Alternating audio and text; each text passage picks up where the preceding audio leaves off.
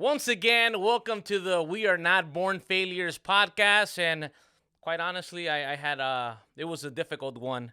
Let me check audio levels. How am I sounding? Okay, it sounds good. It looks good. This is what happens when you are doing everything by yourself. A one man band. That's an upcoming episode. Not today, but just to give you a little insight. Sometimes when you're a multimedia journalist, and there's a lot of you guys out there because I know a lot of you guys, you have to do it all, right? Camera, audio, making sure you're on frame, making sure that everything is in order for you to record and for the product to be a good product at the end of the day.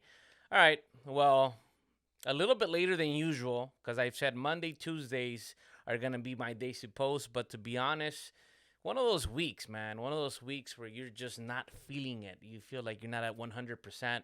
Something's not completely right. It could be emotional, it could be mental, it could be simply the fact that you're physically tired. And yes, I've decided to go back to my workouts, putting in that work, doing all that stuff that used to be so easy. Now it's not that easy, but I still love doing it.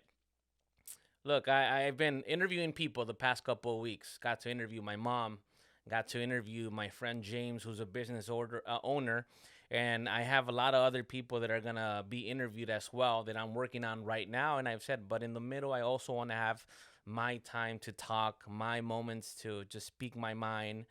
And I guess when it comes to podcasting, which I'm still very new to, sometimes there's these moments, and perhaps you guys who do podcasts, who listen to podcasts, you're wondering, what should I talk about today?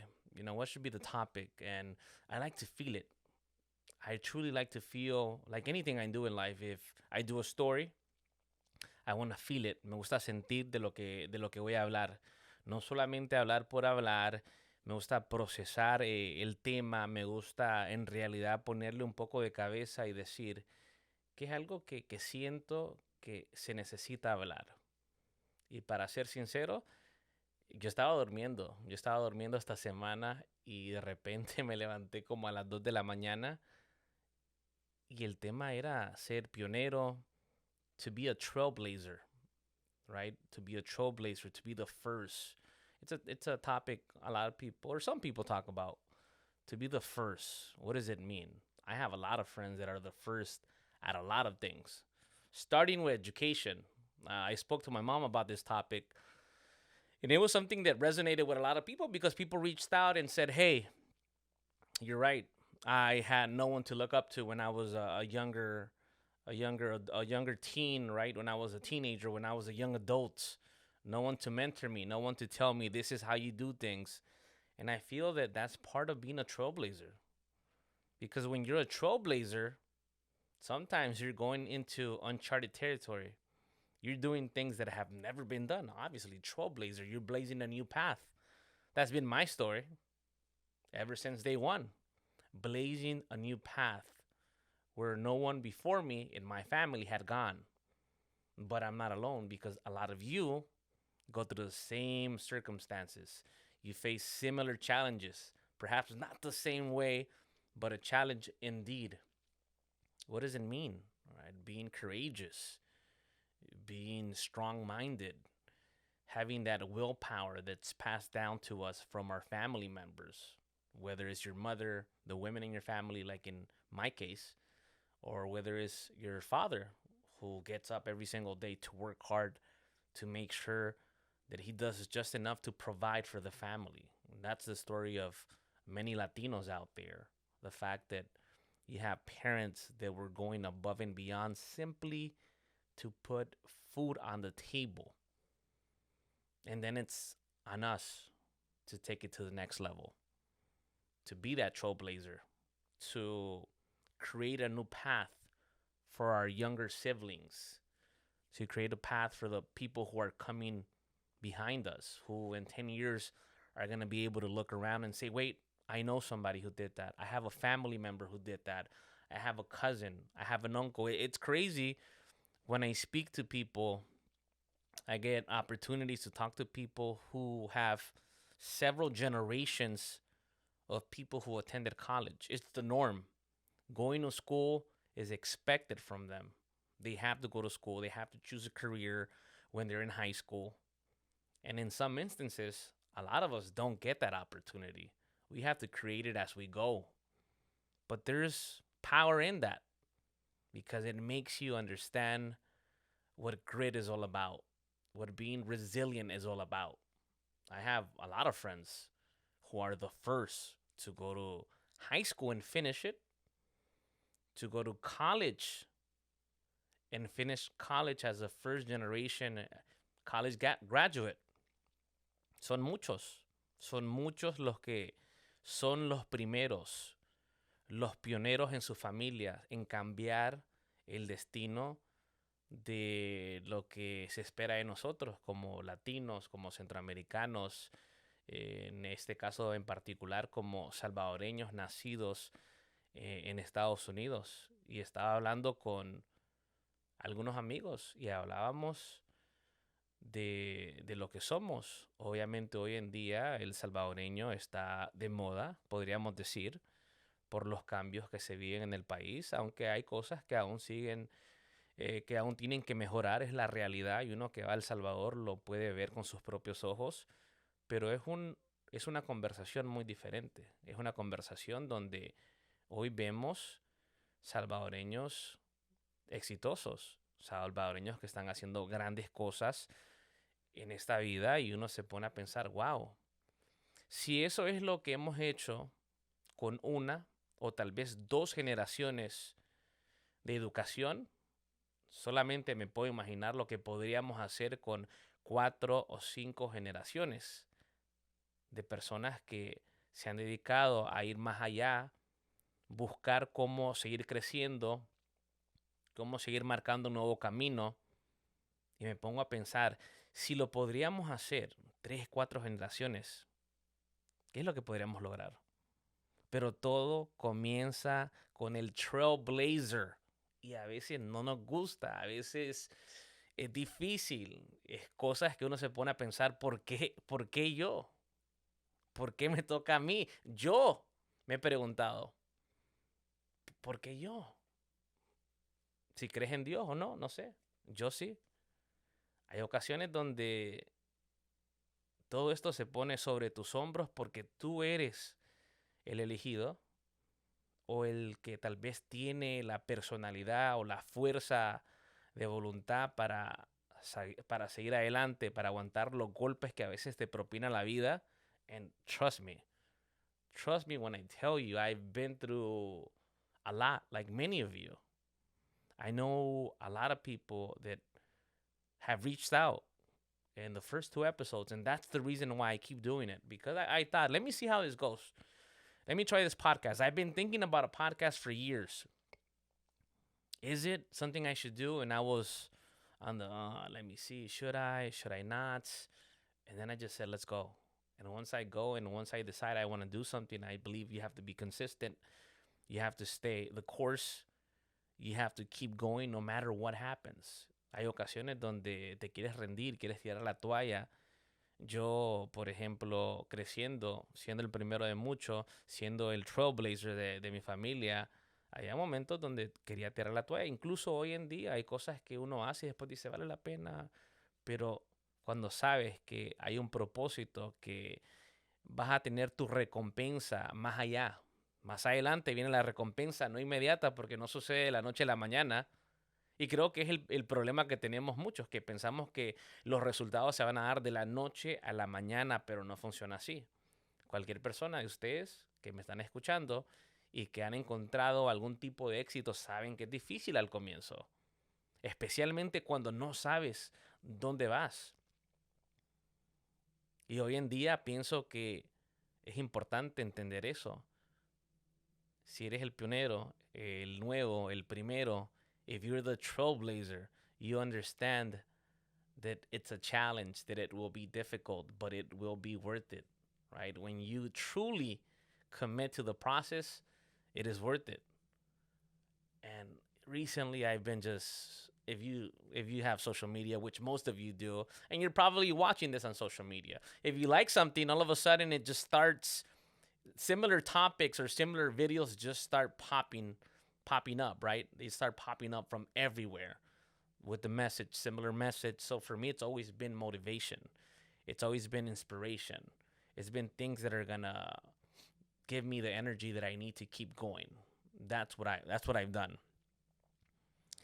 And in this search of information, of just trying to get inspired or motivated by people who are doing great stuff on social media, positive messages.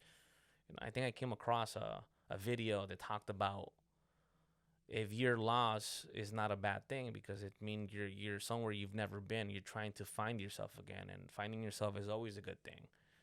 And I've tried living by those words for the past couple of years, always trying to reinvent myself. People who are journalists, people who are reporters, TV personalities, every now and then they have to reinvent themselves to just stay fresh, to keep people interested, right? So I think life sometimes like that, right? You're constantly finding yourself because we all want to grow. We all want to get better at what we do. We all want to mature as the years go by because there's no such thing as, at least to me, you've hit the maturity level a human being is expected to reach within a certain period of time. I feel that maturing and growing happens throughout your entire lifetime. And I think about my grandmother, like many of your grandmothers, just a tree of information, just the matriarch, the person who has so much history. But as you listen to those stories, it's an entire process that takes an entire lifetime, and they just keep growing and they keep getting wiser and wiser and wiser. And that's what I think I've tried to accomplish throughout my life. One filled with many mistakes, one with a lot of stumbles and falls. And when you have no one telling you that's right or wrong, sometimes you stumble upon the same rock or you trip over the same rock, but you're learning when you want to learn. That's been my thing. Learn, blaze a new path. Make sure that you're doing it right for the people coming behind you. I've taken it upon myself. A lot of you have done the same.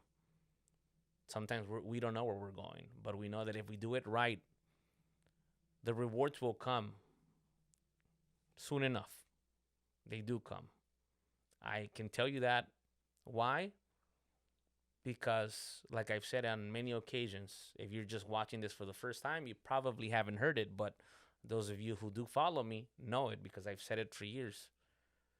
As a kid, when you have no one to look up to and all you have are bad examples, usually you tend to go in that direction. But every now and then, you have people that are kind of just putting positive thoughts in your head, whether it's one here or there, or somebody who came to your school or an event you went to where the message was positive and it just resonates with you and it sticks with you. And I feel that me not having any of that, but having people here or there just telling me good things. My mom was one of them. People in soccer were some of them, just to aspire for different things. And for me, it stuck because I had grown up seeing a life of domestic violence, violence itself in my neighborhoods, drugs, of just moving around constantly. Porque de niño, yo creo que me moví como 20 veces. And I laugh now, pero no era algo chistoso. En el proceso de... Y son cosas que nunca me di cuenta. En el proceso de escribir mi libro, el libro que escribí, We Are Not Born Failures, es como se llama el podcast. Mi amigo Steve, que me ayudó con la portada, mi amigo Steve y varios, también Cristian Garay, que es un hermano mío en Los Ángeles, son mi grupo de amigos. Tengo un grupo muy cerrado con el que yo sé que puedo contar siempre, pero esa es otra conversación. Steve me preguntó y me dice, let's see how we create this cover, right? I need some ideas. And we were going over ideas. And he said, what do you envision? And I said, well, I envision two things. Los Angeles, which is my home city, where I was born and where I grew up, and Washington, D.C., which has given me all the opportunities I've created for myself during this 15-year career, right? 12 of those, 10, 12 years almost in Washington, D.C. So he tells me, hey, why don't we do this? Why don't you tell me, give me the places you've lived in LA? He had no idea what was coming. No idea what was coming. So I said, yeah, for sure. Let me write it down and I'll send you those notes. About a day later, because I went to my computer, I sat down and I started thinking of all the places I lived in LA. And I started writing like by addresses. I lived here, and then I lived here, and I also lived here. By the time that I was done, I think I had like 20 addresses. 20 addresses. And I sent him the notes and he's just shocked. He's like, dude, you lived in a lot of places. And I said, yeah, a lot of places. We moved around a lot when I was a kid. A lot. Every 6 months we were moving, going somewhere else, going to a different school, moving to different parts of the city. And that's all I knew. That's all I saw. For me, it was very normal. For most people, that's not normal. It's not normal at all. Not for most people. It's simply not normal. No one should go through that. And I didn't understand why that was happening. I had no idea why we were going through that. All I knew was that I didn't want to keep doing that. I wanted something different. When I got to that age where you start thinking, then you start fabricating these ideas of what it is that you expect for your life. And I didn't want that. I also wanted my younger siblings to have a better example. As the oldest of seven on my mom's side, I just thought like they need to see that it's possible because I just didn't hear that message. So I just went hard. I went hard, hard, hard, dedicated myself to finishing school, to finishing high school, which was the biggest, obstacle at the beginning or the biggest challenge at the beginning. Then it was college. And like my mom said in a recent podcast, when I got to college, that's when she truly started to support me, even relocating my entire family from South Central Los Angeles to the Valley so I could just be 5 minutes away from my university. But in my mind, once in school, I was doing it because I wanted to make sure that, just like my mom when she was younger, if I ever had kids or if my sisters had kids, they would have a better example. And that was the main thing. I want to create something for that future generation to have something to aspire, something to look up to. That was, I don't know, 15 years ago? Around there, 16, because college has been a while. And today, my niece is 14. She's gonna be 15, and no, she's not getting a quinceañera. If you're wondering, it's not by my choice. She doesn't want one. Which gracias, señor, porque no quiero una. Porque those are expensive, by the way. I have a nephew. I have two more in South Central, and they hit me up. They're of age right now. One's 9, 10, 11, 14, plus another two in Boston. And you also have my cousins, all of my cousins' kids, which those are like another 10, very small kids that sometimes reach out and they tell me, or they tell people, I want to be like my uncle. I want to be like Moises. And it's not to pat myself on the back, but I've said that's exactly what I wanted to do. That's exactly what the goal was. La meta siempre fue esa, de que ellos tengan a alguien para inspirarse, pero todo comienza con ser un trailblazer. And that's the whole point of this conversation.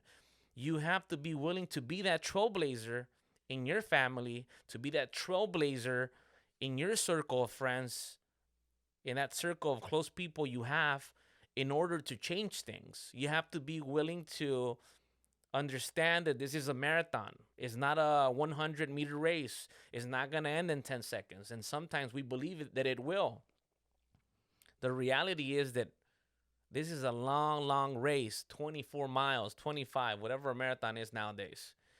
mile by mile. And that's one of the best examples I've heard in life. You have to be willing to run this marathon we call life because it takes time, but you have to go one step at a time, 1 mile at a time, or 1/4 mile at a time, and just keep going. Moving forward. And there's moments when you want to give up. There's moments when you want to quit. There's moments when you want to say, man, why am I doing this? Is this worth it? I should just focus on me, what I need, and nothing else. And I've been that person.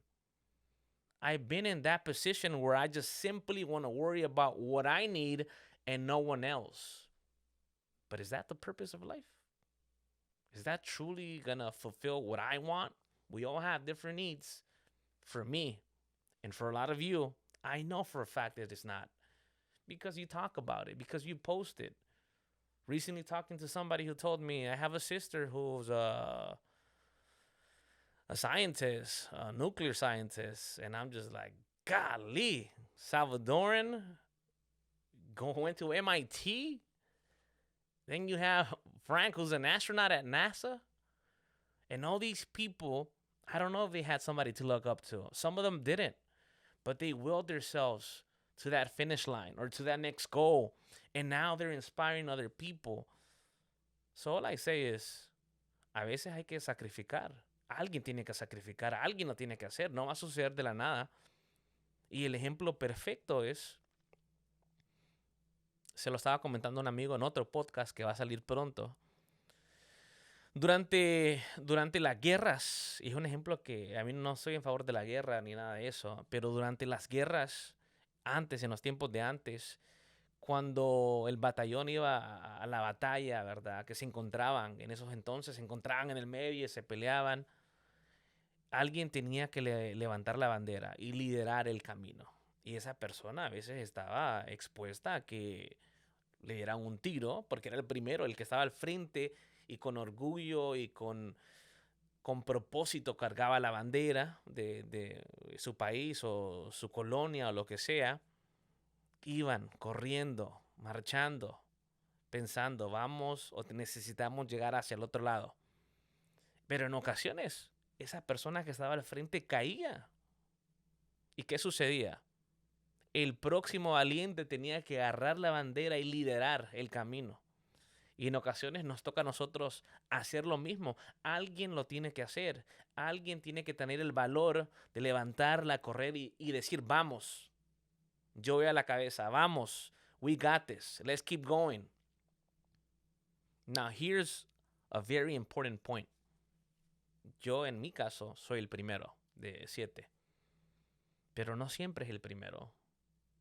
A veces el segundo, el tercero, el que ve algo diferente, el que quiere algo diferente, el que dice, no, I have to do it different.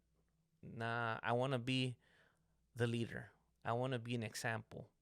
And sometimes it seems like the second or third kid in a family, for those that come from big families, they're the ones who change the course. And they want something different, so they become the examples. It's not always the first one. You don't have to be the firstborn to be a trailblazer or to be a pioneer. It could be anybody. I'm just using my personal case. And I know there's a lot of us out there that are the first who have done that exactly, right? I just think that the more we talk about this, the more real it becomes. The more we put it out there, the more conscious people get about this situation, because I'm not perfect by no means, nor am I trying to paint myself as the righteous man, because we all have flaws. We all make mistakes. I know that I have. And I constantly try to work on myself, trying to get better as a professional, as a journalist, reporter, play-by-play announcer, and then as a man, right? Whether as a partner, boyfriend, son, brother. And I think that sometimes we don't talk about this enough. I think that we let things slide. We're like, nobody cares. And today, more than ever, we're seeing a lot of things that perhaps a lot of us don't agree with, the way that the world's going. So somebody has to take a stand. Respect all. That's what I believe in. Respect everybody. Respect everything. But stand for what you believe. And I believe that if we work hard enough, we can create a change. over a long period of time. But it starts with us, the trailblazers, the pioneers, the courageous ones that want to see a different community, that want to see, our people succeed. Salvadoreños, centroamericanos, sudamericanos. Pero lo he dicho muy claro. Mi meta ahorita es empoderar mi comunidad, la comunidad salvadoreña. Y como salvadoreño nació en Estados Unidos, hay una generación de personas como yo que han nacido aquí, que quieren mejorar y a veces no saben cómo. Entonces tenemos que construir y crear nuestro propio grupo para apoyarnos el uno al otro. Creo mucho en eso. Y si me están viendo, a las personas que están en el YouTube viendo, estoy revisando el reloj porque como siempre he tenido algunos problemas en este podcast. No hago el timing correcto, pienso que tengo más tiempo de lo que tengo en las tarjetas de memoria y después se me apaga la cámara. Así que estamos entrando ya en la recta final. Si me estás escuchando en Spotify, en Apple Podcasts, si me estás viendo en YouTube, muchas gracias. Se vienen grandes cosas para este podcast. Yo pienso que tiene ruedas. It has wheels. I believe in it. Plus, at the end of the day, what's the worst thing that could happen? It doesn't work out. It was not a success. It's all good. I believe that you try it. I want to be able to say by the end of the day that, hey, I gave it my all. I tried it. It didn't work. All right, whatever. But I believe we're going somewhere. It'll get better. It'll get bigger. As you can see, my studio still coming together. I'm going to put some of those color lights like some of those people on different podcasts do. So next time when you see like a blue lights, when you see when you see more stuff, you're going to be like, "Oh wow, Moises is really doing it," right? So that's the goal at the end of the day. Thank you for tuning in. I know that it flew by. I hope it did. That means it wasn't boring. Thank you for tuning in. I hope you share it. Comment. It helps me a lot. It helps me realize that I have to keep doing this more. Tell your sister, tell your friend, tell your mom, a todos, compártelo y déjame saber, mándame un mensaje, escríbeme un comentario y al final del día seguiremos aquí trabajando duro. Así que muchas gracias por su sintonía, gracias por estar conmigo en otro capítulo de este podcast. We are not born failures, ladies and gentlemen. Have a great week. Thank you for tuning in. And next week, hopefully we have a special guest. Peace out.